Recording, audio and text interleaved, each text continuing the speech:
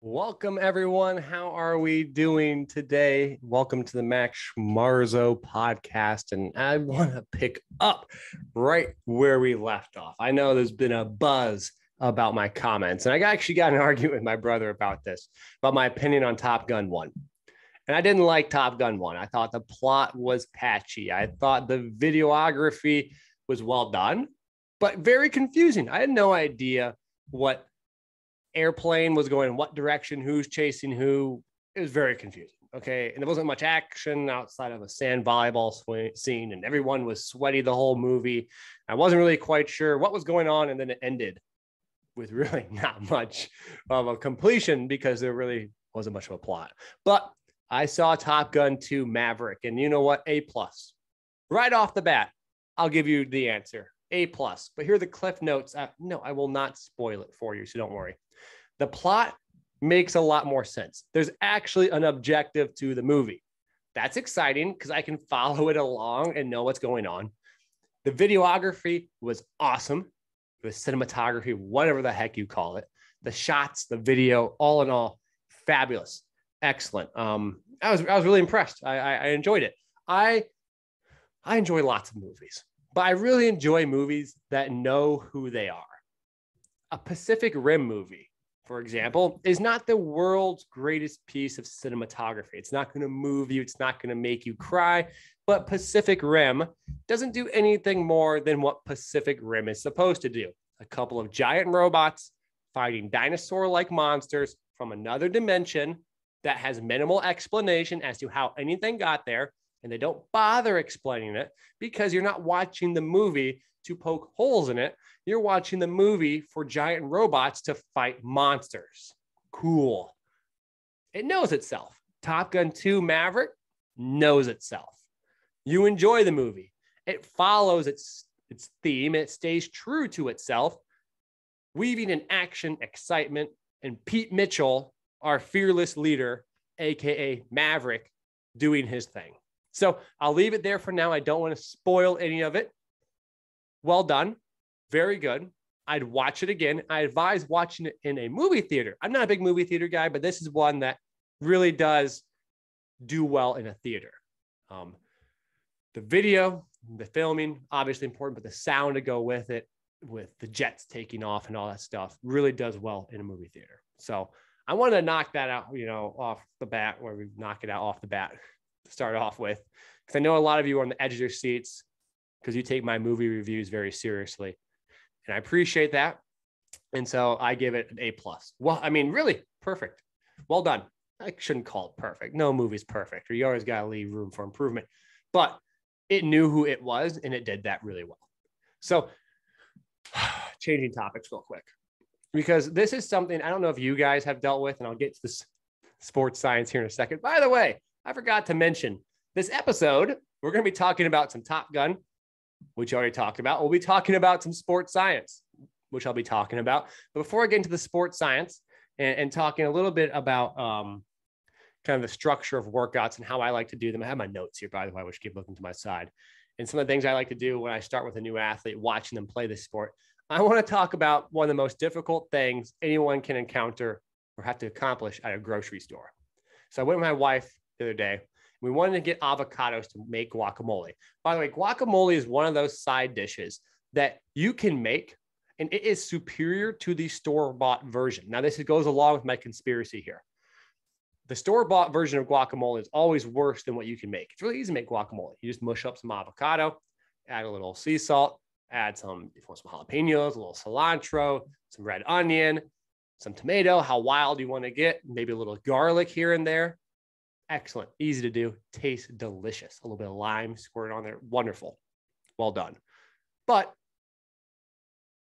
the hardest thing about making your own guacamole is the fact that avocados are impossible to get ripe at the right time. Like if you go to a store, it was 2 for $4 or whatever it was, 4 for $4, 2 for $4 deal, some deal to buy some avocados at a cheap price. And you cannot find 4 ready to eat avocados. It's impossible. I'm not sure why. I've gone there time and time again. It's the most difficult thing to do. And so I might find 3 or 4, but there's like 40 avocados sitting there. And the poor soul that comes after me is stuck, weeding through the scraps that I left behind. And so that led me on to my conspiracy theory that big guacamole buys all the good avocados because they're the largest buyer of avocados. If you just look at who is the single source buyer of avocados, is probably big guacamole. And so they want to buy all the best avocados because they know they can be outperformed by just the common folk making guacamole. I can't just make wonderful salsa. It takes time, effort. Guacamole is easy. Just mush it up. You make it. Done in 30 minutes, 15, 10 minutes. Very quick.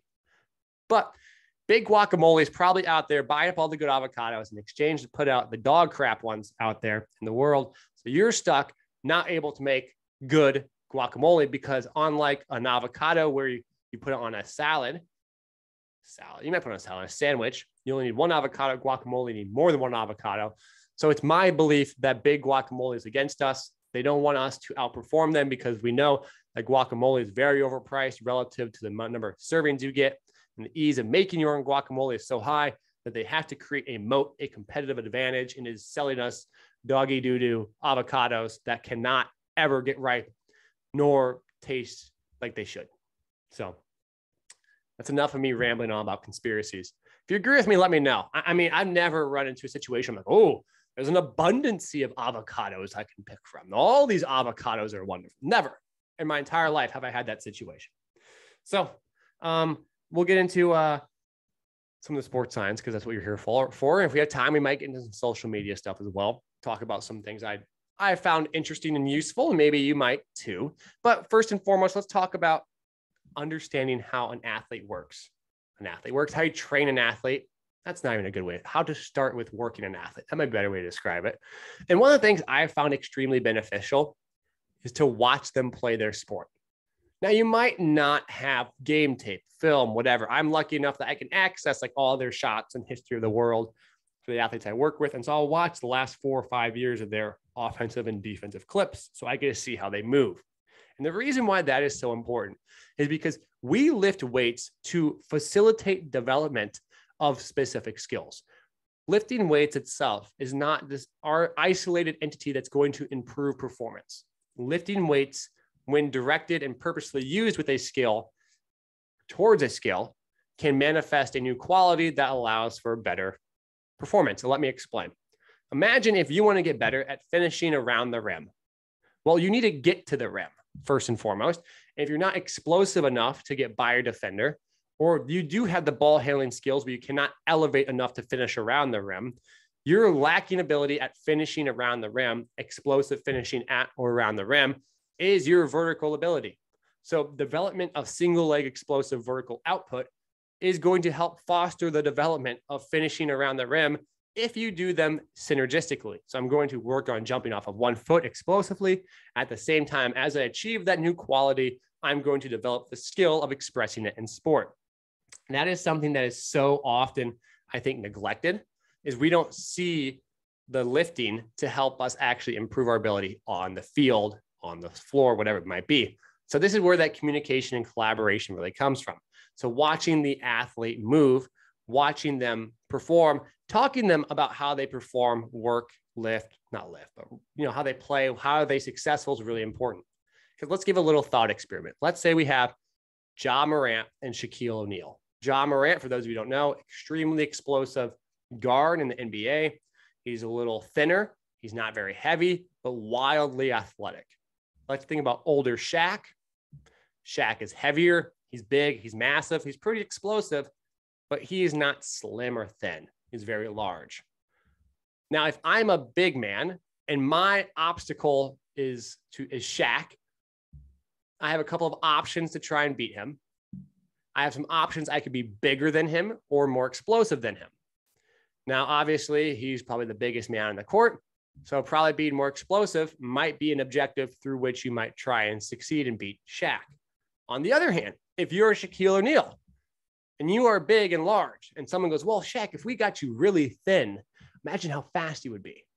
But Shaq uses his skill with his mass, his physical size to be successful.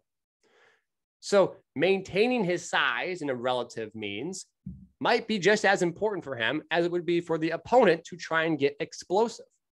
So in both situations, someone is trying to be successful, but through different means, leveraging their physical abilities to succeed. And in that situation, the weight room should augment and help those physical abilities. Trying to get Shaq really thin probably wouldn't be very beneficial. In the same way, Ja Morant is extremely explosive. He uses his explosiveness to get to the rim. So for him, it's really important for him to keep that explosiveness. Russell Westbrook, very similar. And that's some of the issues he's running into possibly now, where he doesn't have the explosiveness as he used to when he was younger, doesn't have the aggressive first step. And so he might be losing some of that, and in turn having to maybe lean a little heavier on his ability to shoot some of the skills that he might not specifically have. I'm going to adjust this window really quick here for those of you watching the video. Sorry. So he might not have those specific abilities. Now, the question is someone like Luka Doncic. Luka Doncic is also extremely successful, but he's not successful like Ja Morant in the sense that he's explosive. He uses his physical mass, his size, in a similar way to Shaq would use it, but this time on the perimeter to score. So the whole point of this is we need to be able to understand how an athlete is successful and not just arbitrarily impose specific athletic qualities that may or may not be pertinent for that individual. And based on that situation, you will then select hopefully better qualities that can help them improve. And then branching off of that is another important idea. Instead of like saying, hey, Shaq, let's make you the world's greatest ball handler, some arbitrary task that's not relevant to his skill, maybe having Shaq develop a free throw or develop a jump hook or develop some sort of counter to a different move is a way to branch off of his skills. In conjunction, you might say, well, in order to develop a pump fake one dribble finish, which I guess would be a branching idea, but maybe no one's ever going to fall for a Shaq pump fake. Maybe Dirk Nowitzki would be better. A pump fake one dribble finish, an explosive finish around the rim. Well, he gets people off the ground because he can pump fake, people jump, but to be explosive, he needs that aggressive first step so he can finish. So you're like, look, we're going to work on a first step quickness with this specific skill in mind versus, hey, Dirk Nowitzki, we're going to get you big and muscular and hope that you can figure out a way to use it. The physical quality is always developed with a skill in mind. So I hope that makes sense. I want to keep that topic there. I don't want to dive too far into it because I want to dive into something else as well. And that is the structure of workouts. And for myself, again, this is kind of a pivot. So next topic, I want to talk about how I have found structuring workouts and how I've found the idea of removing some of the constraints we apply to our workout structure, especially in the professional setting when we have a large allocation of time, can be very, I don't want to say mind-opening or enlightening, but allow for a lot of exploration and thought. So a lot of times when we think about a workout, we constrain it to an hour and a half, a 90-minute session. That's typically because growing up, we had school, we had college sports, and in college you only have so much time to work out. But in reality, that 90-minute session is an arbitrarily imposed constraint when you go into the professional world, because it's not like anyone's going to stop you to work out after 90 minutes. The other question we have to ask ourselves is, does training for 90 minutes actually yield the highest level of efficiency per unit of minutes spent? If I'm working out for 90 minutes, what are all those 90 minutes actually yielding? Well, if I'm getting tired after 45 minutes and the next 45 minutes I'm operating at 85% capacity, well, my return on investment in the last 45 minutes actually becomes much less. So we need to think about what we are doing in a means that's effective. What are we doing that is constrained by something that's not actually imposed? And are we doing what's most effective? And asking ourselves the question, could we do better? And that's where this idea of my kind of changed workout structure came from. And we do from our workouts like 3, 4, 5, 30, typically not 4 and 5. We're like 3 30-minute, 35-minute sessions where we are focused, we are locked in, we are performing well, and we're trying to avoid any accumulated fatigue.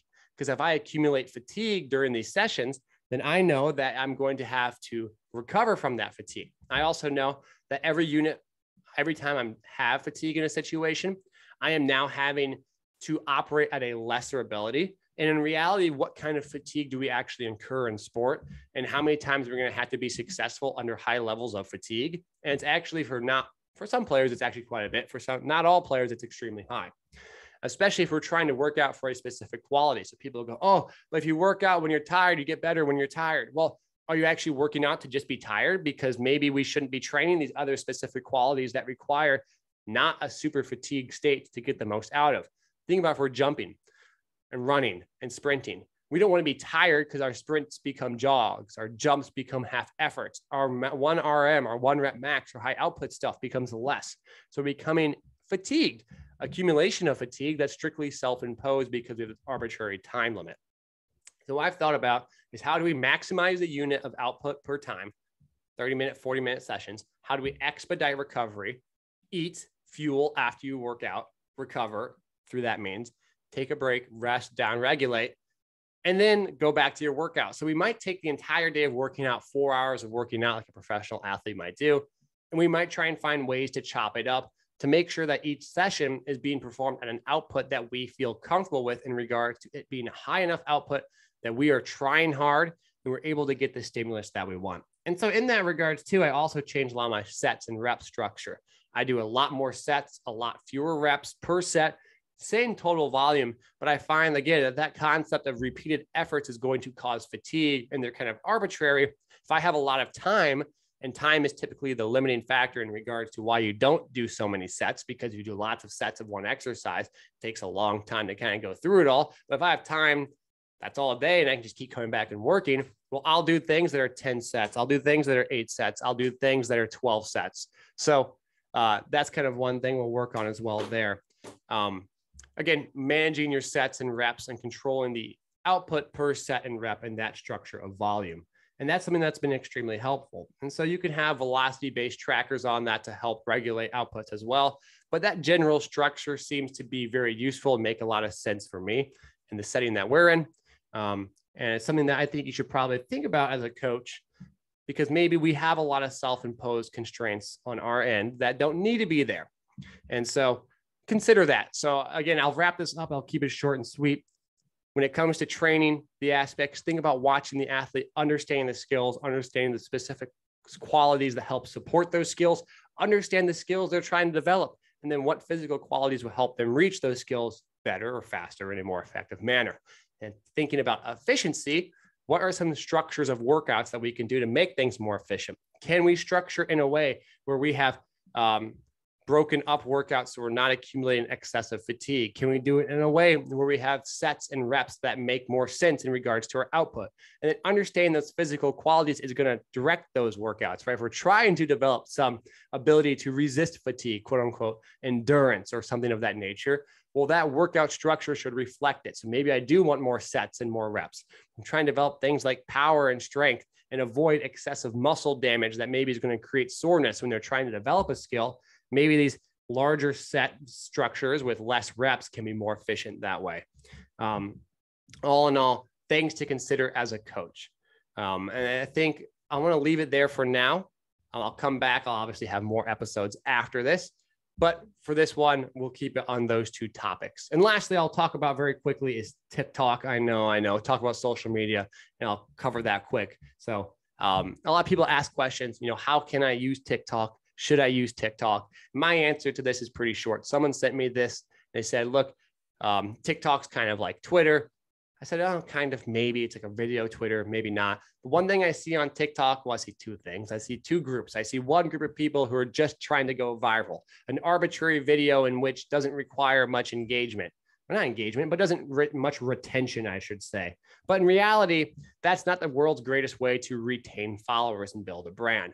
The second option is to put your face out there, talk on camera, answer questions, short, sweet, and to the point, and then try and provide value. Now, it's not going to be as viral potentially, and you're not going to have as many people potentially see your initial videos, but the retention will be higher because there's going to be continuity between your videos. On top of that, I've heard things that I should call it TikTok, is becoming more SEO, search engine optimization based. People go on there to find bits of information in the search. They're basically using it as a video YouTube search or Google search. And with that in mind, if you're making arbitrary viral videos, you're not necessarily going to fit a specific search. So going back to your brand, if your brand is there to resolve a specific problem, you are there because you're providing insights on whatever, science, training, fitness, methods of training, PT, rehab, stats, data, I don't care, astronomy, anything like that. Well, having that aggregated database of your videos in the same way that on YouTube, that can be very helpful over time. People begin to watch them, find them, and they search your name, they search that topic using the keywords.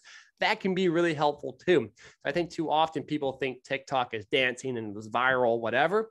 And that's what they see because those are typically viral videos. Makes total sense why people think that.